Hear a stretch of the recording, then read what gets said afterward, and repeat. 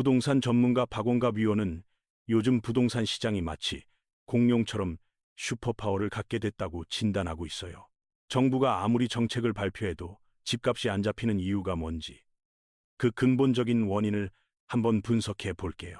첫 번째 원인은 시중에 풀린 어마어마한 통화량이에요. 지금 광의 통화 매매가 약 500조 원이나 돼요. 20년 전 종합부동산세가 도입되던 2005년. 그때 매매가 얼마였는지 아세요? 고작 0조 원이었어요. 그러니까 시중에 돈이 5배나 늘어난 거예요. 돈이 이렇게 많으니까 시장 힘이 세질 수밖에 없죠. 두 번째 원인은 자금이 아파트로만 쏠리는 현상이에요. 예전에는 토지, 상가, 빌딩 이런 데로 분산됐거든요. 노무현 정부 시절에는 서산, 당진, 용인 이런 데서 땅 투기 열풍이 불었고 전국에서 투자자들이 몰려들었어요. 문재인 정부 때는 꼬마 빌딩 투자가 유행했잖아요. 조물주 위에 건물주라는 말이 생길 정도였죠. 근데 지금은 어때요? 토지도 아니고 빌딩도 아니고 오직 아파트로만, 그것도 똘똘한 한 채로만 자금이 몰려요. 박원갑 위원은 이 현상을 아파트 편식 사회라고 이름 붙였어요. 부동산과 아파트를 동일시하는 시대가 된 거죠. 특히 MZ세대는 아파트 외의 부동산은 거들떠보지도 않아요. 이들이 시장의 중심이 되면서 편식 현상이 더 심해지고 있어요. 내수 경기 위축으로 상가 공실이 늘어나고 나이 들면 임대 관리도 귀찮잖아요. 그냥 아파트 한 채가 편하다는 심리도 있고요.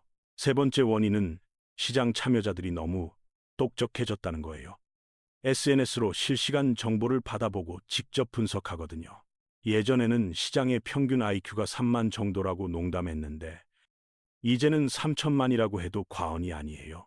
모든 사람들이 공급 부족 상황을 다 알고 있으니까 아무리 대책이 나와도 집값이 쉽게 안 빠지는 거예요.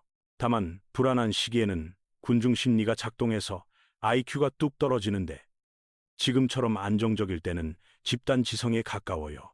그러면 정부는 뭘 해야 할까요? 박원갑 위원은 생각의 전환이 필요하다고 말해요. 집값을 잡겠다는 표현 대신에 변동성을 완화하겠다는 쪽으로 목표를 바꿔야 한다는 거예요. 10% 오를 걸 5%로 줄이는 걸 정책 목표로 삼아야지. 완전히 잡겠다는 건 비현실적이라는 거죠. 과거에는 정부가 무소불위의 힘을 발휘했지만 이제는 시장이 더 무서워졌어요. 마법의 정책은 없는 거예요. 정부와 시장은 서로 신호를 주고받는 관계예요. 마치 신호등처럼 빨간불과 파란불로 소통해야 하거든요. 문제는 패닉바잉 같은 현상이 나타날 때예요.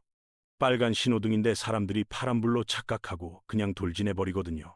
정부가 집값은 거품이니까 떨어질 거라고 했는데 알고 보니 오작동이었다면 반발 심리가 더 심해지죠. 그래서 정부는 조금 더 솔직해져야 해요.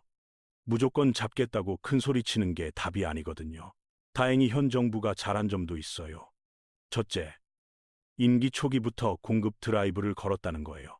과거 정부들은 임기 끝날 때쯤 뒤늦게 공급 대책을 발표했는데 이번에는 초반부터 매진하고 있거든요. 둘째, 주택 공급이 부족하다고 솔직하게 인정했어요. 과거에는 충분하다고 우겼던 것과 완전 대조적이죠. 하지만 국민 기대가 크고 시장 파워가 엄청나기 때문에 시장 친화적인 정책이 필요해요. 자, 이제 규제 완화 이야기로 넘어가 볼게요. 투기과열지구 해제 여부가 뜨거운 감자로 떠올랐어요. 박원갑 위원은 전면 해제가 아니라 재조정이 필요하다고 봐요. 시장 동향을 보고 판단해야 한다는 거죠. 노원구, 도봉구, 강북구 같은 외곽 지역이나 의왕, 수원 같은 경기도 지역은 부작용이 크면 일부 해제가 필요해요. 하지만 강남이나 한강벨트는 풀기 어려울 거예요. 정치적으로도 상징성이 크기 때문이에요. 박원갑 위원은 규제는 문신과 같다고 비유해요. 한번 새기면 지우기가 정말 어렵거든요. 문신 새길 때 신중해야 하듯이 규제 도입할 때도 신중해야 해요.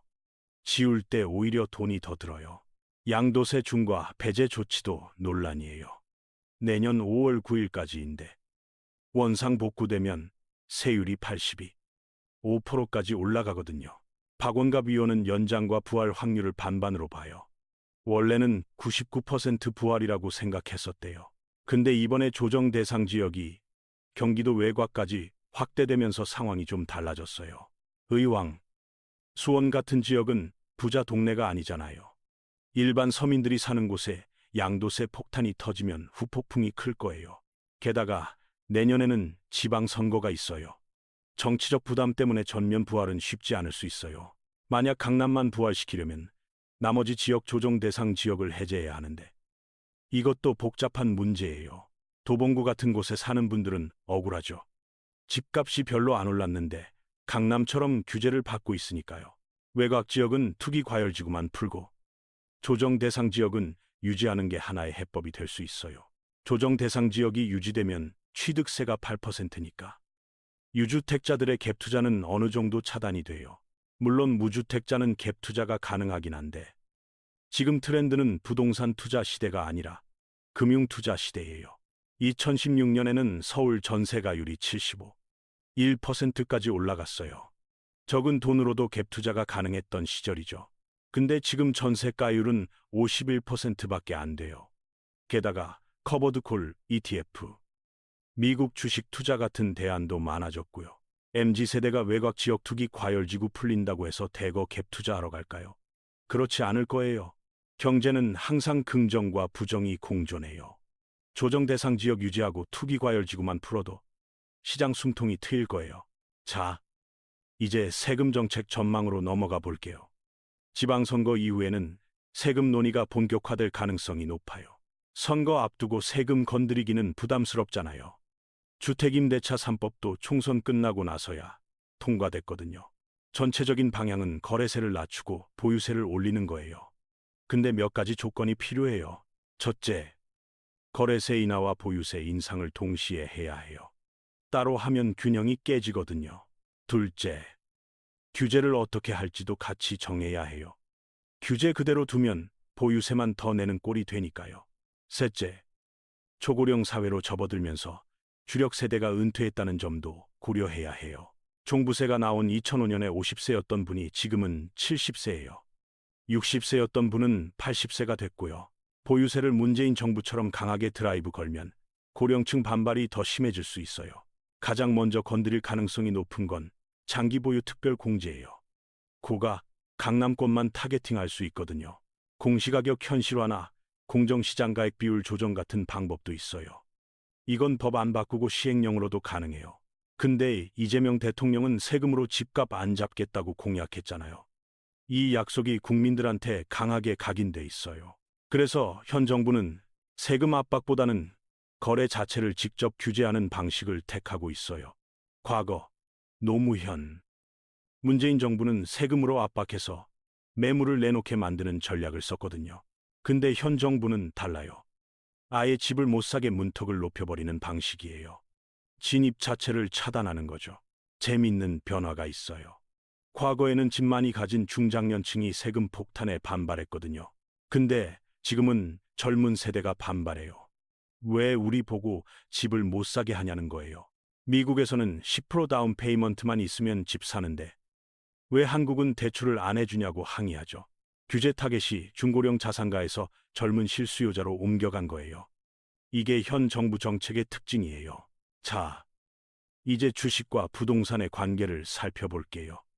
정부는 생산적 금융을 강조하면서 주식 투자를 장려하고 있어요. 박원갑 의원도 이 방향성에는 찬성해요. 부동산은 제로섬 게임인데 주식은 기업의 자금 조달 통로가 되거든요. 부동산 오르면 소수만 혜택 보지만 주식은 접근성이 좋아서 누구나 혜택을 볼 수 있잖아요. 부동산 중독 사회에서 부동산과 금융의 균형 시대로 전환하는 것. 그 방향성은 맞아요. 근데 문제가 있어요. 돈에는 칸막이가 없거든요. 유동성이라는 말처럼 돈은 물과 같아서 높은 수익을 찾아 흘러요. 주가가 많이 오르면 그 돈이 어디로 갈까요? 결국 다시 아파트로 들어온다고 봐야 해요. 실제로 코스피와 서울 아파트 상관계수가 0.87이에요. 방향성이 거의 같다는 뜻이죠. 게다가 주식은 종이 자산이고 휘발성이 강해요. 오래 들고 있으면 변동성 때문에 스트레스가 심하거든요. 반면 부동산은 묻어두면 밤잠 안 설쳐도 돼요. 자산 파킹. 자산 피난처 역할을 하는 거죠. 한국 사람들이 주식하는 이유가 뭘까요? 결국 집 사려고 하는 거예요. 최종 기착지는 내 집 마련이에요. 코인이나 주식으로 100억 부자 되겠다는 분한테 이유 물어보면요. 좋은 집에 살고 싶어서라고 답해요. MZ세대의 새로운 전략이 있어요. 주식이나 코인으로 돈 불린 다음에 한 방에 마용성 같은 데를 사겠다는 거예요. 근데 이 전략에는 위험이 있어요. 빨리 가려고 하면 도박성 투자가 돼버리거든요. 박원갑 위원의 결론이에요. 투자는 스킬이 아니라 감정 조절 능력이에요. 결국 멘탈 게임이라는 걸 명심하세요.